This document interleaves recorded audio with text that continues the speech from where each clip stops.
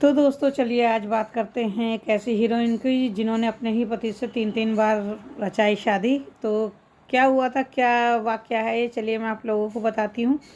हम बात कर रहे हैं माला सिन्हा की। आप लोगों को ये जानकर हैरानी होगी कि जहाँ एक तरफ कई अभिनेता माला सिन्हा से शादी करना चाहते थे, लेकिन माला सिन्हा का दिल धड़कता था चिदम्बरम नाम के नेपाली अभिनेता के लिए। दोनों एक दूसरे को बहुत ही ज़्यादा दिल की गहराई से प्यार किया करते थे और इसी के चलते इन दोनों ने शादी का फैसला किया था।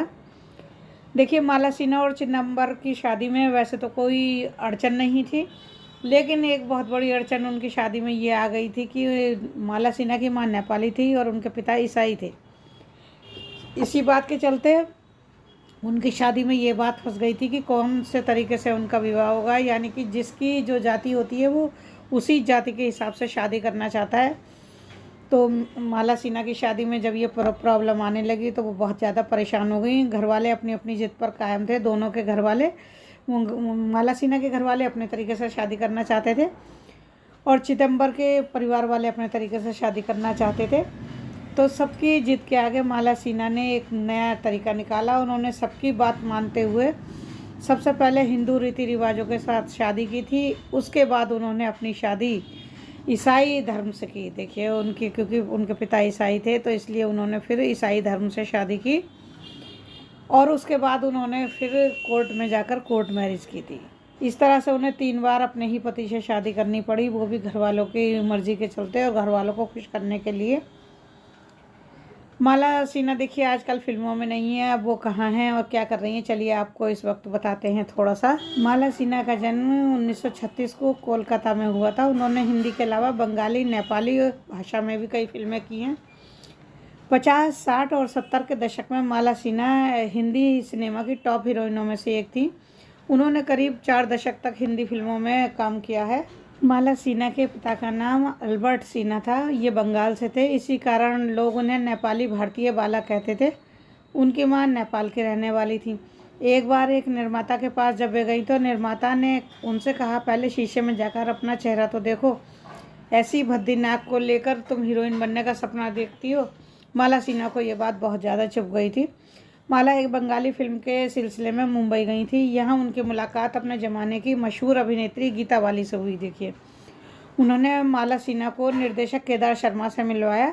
कहा जाता है कि माला सिन्हा के करियर को आगे बढ़ाने में केदार शर्मा ने उनकी बहुत मदद की थी। उन्होंने अपनी फिल्म रंगीन रातें में बतौर अभिनेत्री उन्हें काम दिया था। पहली इनकी फिल्म अगर मानेंगे आप तो यही थी। 1957 में गुरुदत्त की फिल्म प्यासा के लिए स्क्रिप्ट पहले मधुबाला के लिए लिखी गई थी। मधुबाला यह इस फिल्म में काम नहीं कर पाई। मधुबाला जो था इस फिल्म में काम नहीं कर पाई थी, तो माला सिन्हा को इसमें काम मिल गया। प्यासा से माला सिन्हा के लिए फिल्मों के रास्ते खुल गए। इसके बाद उन्होंने धूल का फूल, फिर सुबह होगी, हरियाली और रास्ता, दिल तेरा दीवाना, गुमराह, बहुरानी, अनपढ़, जहाँ आ रहा, हिमालय की गोद में, दो कलियाँ, आंखें और मर्यादा जैसी बहुत सारी हिट फिल्में थी। एक बार ऐसा हुआ था कि माला सिन्हा ने जीनत अमान और परवीन बाबू पर ऐसा कमेंट कर दिया था जिसे सुनकर ये दोनों हीरोइन इनसे नाराज़ हो गई थी। ये किस्सा भी काफ़ी लोगों ने सुना है। तो माला सिन्हा ने उनसे कह दिया था, अभिनेत्रियाँ कम और मॉडल ज़्यादा लग रही हैं, मॉडल के पास दिखाने के लिए सिर्फ शरीर होता है। ये बात उन दोनों को बहुत बुरी लग गई थी और इस बात पर थोड़ा सा इन लोगों में तनातनी भी हो गई थी। और बात करें इनके परिवार में, तो परिवार में इनकी एक बेटी प्रतिभा सिन्हा है। प्रतिभा ने बॉलीवुड में बहुत धूम धड़ाके के साथ एंट्री की थी। फिल्म राजा हिंदुस्तानी में उनके ऊपर फिल्माया गया गाना परदेसी परदेसी आज भी लोगों को मेरे ख्याल से याद होगा बहुत अच्छी तरह से। हालांकि प्रतिभा का कैरियर कुछ खास आगे नहीं बढ़ पाया। माला सिन्हा देखिए आजकल बहुत कम नज़र आती है, सार्वजनिक रूप से बहुत ही कम नज़र आती है। उन्होंने 1994 में आखिरी फिल्म जिद की थी।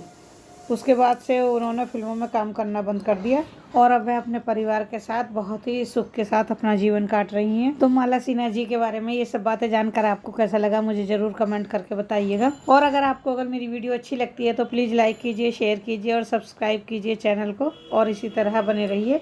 चलिए मिलते हैं अगली वीडियो में। नमस्कार।